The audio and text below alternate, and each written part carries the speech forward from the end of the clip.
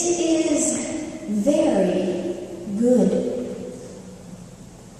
So God declared upon completing creation. Thus does divine providence teach us not to be foolish in finding fault with things, writes St. Augustine, but rather to be diligent in finding out their usefulness, or to believe that there is some hidden value, some hidden use still to be discovered. And when the cynic reminds us that people fall off cliffs, get lost after sunset, and are drowned by waves and eaten by lions, when the cynic cautions that faces get old and lined and forms get pudgy and sick, then we Christians do not declare that it was all a mistake. We do not avail ourselves to Plato's safety hatch and say the real world is not a thing of space, time, and matter, but another world into which we can escape. No, we say the present world is the real one, and that it is in bad shape, but expecting to be repaired. Neither the snake nor the apple is to blame for the trouble, despite how Adam and Eve saw it.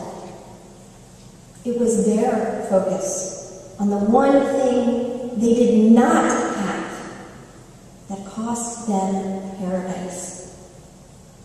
God supplies everything we need and gives humanity the ability to create more than we could or even imagine. We waste that power, distracted by the things we don't have in hand right now. Former Yale chaplain Bill Coffin once said, "Some say the church is a crutch. I say, who doesn't need a crutch? If leaning on outside authority can be dangerous, no less so is another conformity, the popular notion that nothing is more important than the right to choose what one believes, what one wants, what one needs, and what one must possess." More than one observer of cultural trends has noted that, ironically, this individualism means that people largely look alike, eat alike, and behave alike. Most are inclined to the same choices. Religious scholar Huston Smith says that so steeped are we in our version of individualism that it may be difficult to realize that this is neither Christian nor universal. Many times when I have been in India and have been helped, the helper's response to my thanks is not, "You're welcome," but it is my dharma, my duty. That concept of attaching duty to truth renders the response, "It's the duty God has imposed upon me," a far cry from what the helper might have been inclined to do. There is no me without we. We're part of a bigger picture. We find our identity as part of a wider world of others. Our baptismal vows, our church creeds, our statement of faith in the UCC all begin with we.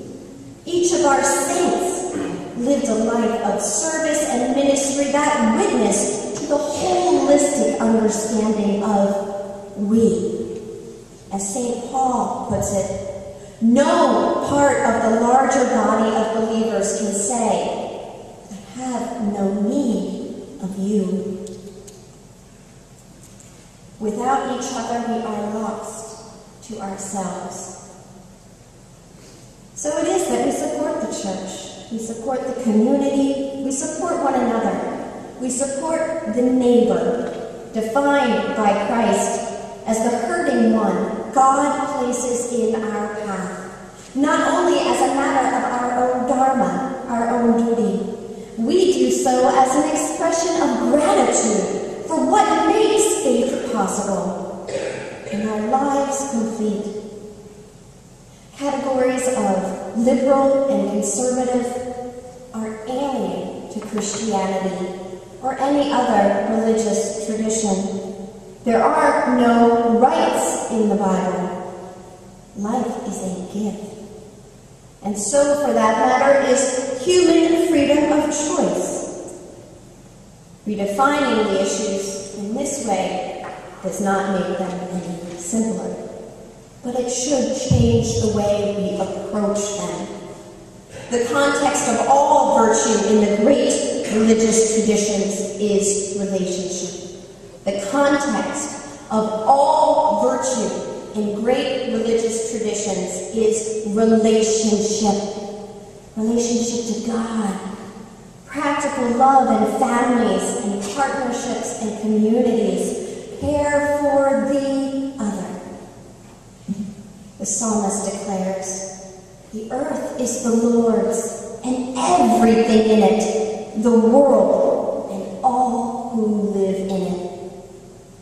Everything and everybody in life belongs to God, who calls us to account for how we relate to these precious blessings. "Give me an account of your stewardship," says Jesus. Stewardship is about our relationship to God and one another. Steward comes from the Greek word oikos, which means house. Stewardship is relating well to household matters. A related word is oikonomics, from which we get the word economics. Stewardship is taking care of money matters that God has entrusted to us. Still another related word is oikology, from which we get the word ecology. Stewardship is taking care of the earth that God has entrusted to us. During times like ours, which so value freedom of choice, we're called to remember that accountability is the price of freedom. And from everyone to whom much has been given, much will be required. And from the one to whom much has been entrusted, even more will be demanded. The saints of our church lived a radical faith, passing on a palace for worship. Their acts were mighty. Who told you that you were naked?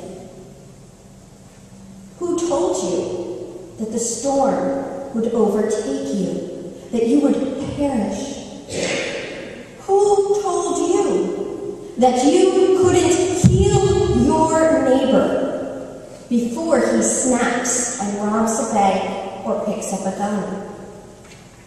Who told you you could not end poverty? Who told you you could not end war, environmental disaster? Who told you you did not have enough to share? Faith in the still creating God says we are fully equipped. That faith is the faith that repairs the world and restores the sense of how very good this gift of life truly is. Amen. Now you'll see in your bulletin that there's a little spot there for meditation.